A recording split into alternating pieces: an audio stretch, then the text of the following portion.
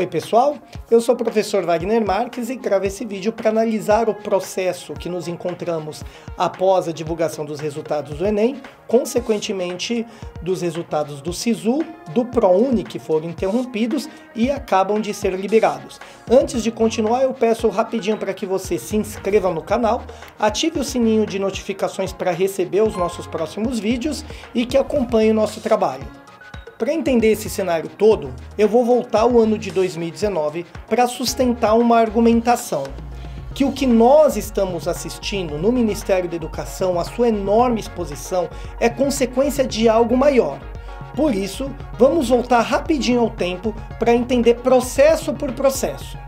Em apenas um ano, o Ministério da Educação foi ocupado por duas pessoas. No primeiro momento, por Ricardo Vélez Rodrigues, sem experiência nenhuma em educação, e após a sua breve e trágica passagem pelo atual ministro Abraham Weintraub. Os dois colecionam polêmicas, e é isso que a gente precisa pensar. Cuidadosamente analisar essa curta passagem desses dois ministros no Ministério da Educação. O primeiro, Ricardo Vélez Rodrigues, sem experiência alguma no campo da educação, assumiu o Ministério da Educação em janeiro do ano passado, em janeiro de 2019, e colecionou uma série de polêmicas.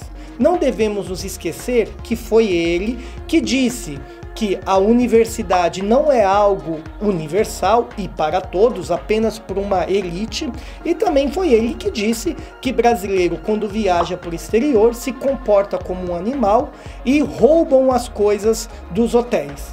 Vélez Rodrigues também orientou diretores de escolas a colocar o slogan de campanha do presidente Jair Bolsonaro no início das aulas para que os alunos perfilados pudessem ouvir. Também havia dito que em 1964 o Brasil não teve um golpe militar e que os livros de história seriam revisados. Em sua curta passagem, após colecionar diversas polêmicas, Vélez Rodrigues também assinou um edital permitindo que livros didáticos não tivessem a garantia de combate contra a violência à mulher, à comunidade quilombola e também o compromisso de zelar pela correção ortográfica. Depois de uma guerra ideológica e de narrativas, e com diversos grupos do governo, ele não se sustentou e caiu em abril do ano passado. Sucedeu, então, o atual ministro Abraham Weintraub, também sem nenhuma experiência, também muito polêmico, e as coisas não param por aí, e os problemas continuam. Saiu um, assumiu outro, mas ambos se assemelham pela inexperiência na educação e por uma gestão marcada por polêmicas. Atualmente, Abraham Weintraub encontra-se na corda bamba, com a cabeça na guilhotina, contando uns minutos para sua passagem. A hashtag #ForaWeintraub ganha as redes sociais e ele não se sustenta. É questão de horas. Agora, o que nos resta saber é o legado da sua passagem. Na sua condição como ministro, o que ele fez pela educação de nosso país. Vamos rapidamente lembrar algumas das polêmicas às quais ele se envolveu durante o pouco tempo que é ministro da Educação. Assim que assumiu, em abril de 2019, teve a falência da fábrica que imprime a prova do Enem. Um monte de gente se questionava se o calendário, o cronograma do Enem seria mantido. E foi mantido. Esse é o primeiro episódio que marca sua passagem. Também em abril, teve o episódio das balbúrdias nas universidades. O ministro anunciou que algumas universidades que não cumprissem algumas determinações e resultados acadêmicos teriam seus investimentos cortados, como foi o caso da Universidade de Brasília, a UNB, a Universidade Federal Fluminense e a Universidade Federal da Bahia. A justificativa é de que essas universidades promoviam balbúrdias, mesmo com resultados acadêmicos de publicações cada vez maiores. Com a enorme pressão e o desgaste de seu posicionamento, em seguida ele disse que não eram apenas essas universidades e que a justificativa não eram por balbúrdias, mas sim todas as universidades federais teriam um contingenciamento e não corte nos investimentos da educação. Em depoimento à Comissão de Educação no Senado, o ministro Weintraub, ao fazer uma analogia de um processo administrativo que respondeu na Universidade Federal de São Paulo, usou um texto chamado O Processo de Kafka, mas ao se reportar, ele comeu bola e disse que era Kafta. Isso pegou muito mal o ministro da Educação, cometendo enormes deslizes e cada vez maiores. Isso vai se repetir durante a sua jornada. Os erros ortográficos se tornou uma marca de sua passagem. Por exemplo, em ofício endereçado ao ministro da Economia, Paulo Guedes, um documento oficial, por 2 vezes, ele assina um texto com a palavra paralisação escrita errada. Também, em um outro momento, ele escreve impressionante com C. Isso é, de fato, impressionante. E em uma outra circunstância, via Twitter, ele diz que não incitaria a violência, incitaria com escrito de modo errado, usando o S e não o C. Ou seja, pega muito mal a autoridade máxima da educação do país cometer diversos erros ortográficos, mas, para além disso, ele se envolve em uma campanha bélica, em uma guerra virtual e governa via Twitter.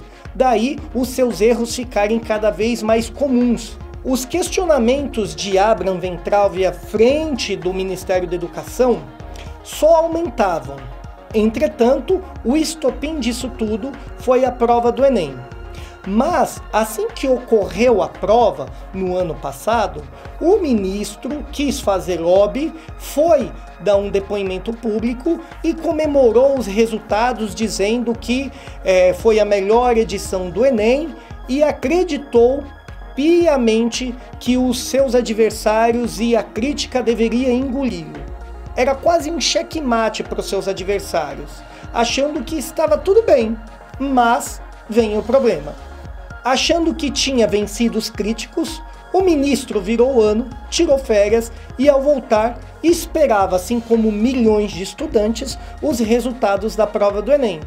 E assim que a prova, os resultados foram divulgados, no dia 17 de janeiro é onde o problema começou.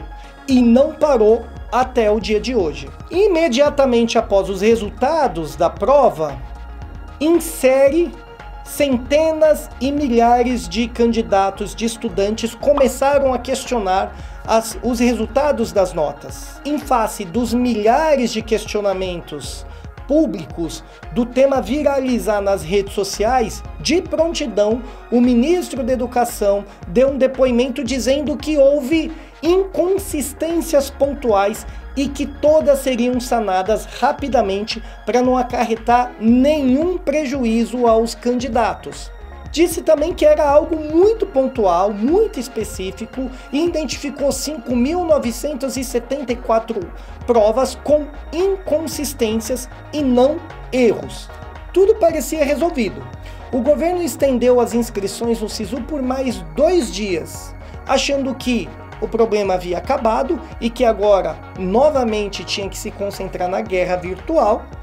O ministro tocou o barco, mas em pouco tempo, mais de 200 mil reclamações foram registradas em um canal aberto pelo próprio governo. Em face de milhares de reclamações e um efeito cascata, a coisa começou a sair do controle do ministro, do MEC e do próprio governo. As inscrições no SISU, que seriam do dia 21 ao dia 24, estendidas até o dia 26, não foram suficientes e, por conta disso, o SISU foi suspenso provisoriamente. No dia 24, a Justiça Federal acatou um pedido da Defensoria Pública e determinou a suspensão do SISU até que o governo provasse que todos os problemas foram solucionados. O anúncio do resultado do SISU estava previsto para o dia 28, o dia que estamos gravando este vídeo. mas com o processo suspenso, os estudantes em estado de desespero acompanhavam minuto a minuto as informações nos mais diversos sites, descobrindo conceitos judiciais a fim de ver se havia liberação ou não havia liberação. A solução do caso se deu quando a Advocacia Geral da União entrou com recurso ao Supremo Tribunal de Justiça e o desembargador João Otávio de Noronha acatou a decisão da Advocacia Geral da União e liberou os resultados do SISU. Os prejuízos já existem, mesmo com a liberação, pois neste momento algumas universidades encerraram o processo de inscrição sem utilizar os resultados do SISU, como por exemplo a Universidade Federal de Santa Catarina, a Universidade Federal do Pará e a Universidade Federal de São Paulo. E quais são os desdobramentos disso tudo? Diante de uma lambança da qual nós testemunhamos, a gestão do ministro Abraham Weintraub, do Ministério da Educação, está cada vez mais desacreditada. A hashtag Fora Weintraub foi uma das grandes forças nas redes sociais e ele mesmo com a cabeça em risco, com a cabeça na guilhotina, preferiu ir para as guerras virtuais no Twitter. Com o Ministério da Educação exposto, o seu principal chefe desacreditado, uma chacota nacional, se comportando como um adolescente nas suas guerras particulares, o buraco da educação no Brasil é muito mais embaixo. O atual cenário do Enem é consequência de algo muito maior, que é o descaso com a educação de nosso país. A solução para essa lambança não tira esta enorme mancha negativa de que o barco à deriva é governado por um comandante sem competência alguma para estar à frente da principal pasta de nosso país. O que está em jogo é sabermos qual é o projeto de educação que o atual governo apresenta para a sociedade. Qual é a garantia concreta que podemos ter de que estes erros não ocorrerão novamente? Quais políticas efetivas de formação de professores estão sendo adotadas? Quais os compromissos efetivos que a atual gestão tem apresentado com a educação? Temos garantia de um programa de formação continuada de professores? De que a educação está sendo tratada com rigor? À medida que nós testemunhamos o ministro da Educação se concentrando em guerras virtuais, gastando todo o tempo para responder seus adversários em militância no Twitter, o Ministério fica exposto e nós devemos sustentar o Ministério da Educação, defender a grande história que o MEC tem e a sua enorme contribuição na história do país. Há garantias de que esses equívocos não vão se repetir? Temos segurança de que Weintraub é de fato uma pessoa competente para estar à frente do MEC? Caso não seja, quem será o seu sucessor? Qual é o seu histórico com a educação? O que este ou qualquer outro candidato à pasta mais importante do país tem contribuído com a educação nacional? Quais as suas publicações, a sua experiência, o seu chão com sala de aula? O que eles sabem de educação? Nós não podemos estar reféns de pessoas que não têm competência, que não têm experiência. E as consequências disso, mesmo que demoradas, elas são danosas. Nós estamos falando de uma gestão que começou em janeiro do ano passado, dividido em 2 períodos, até abril com Vélez Rodrigues. De abril até o atual momento, com o atual ministro, mas ambos são face de um mesmo cenário caótico. A educação no nosso país precisa ser levado a sério.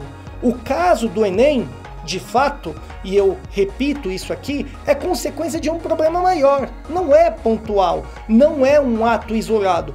Por isso a pergunta: tem um programa de educação?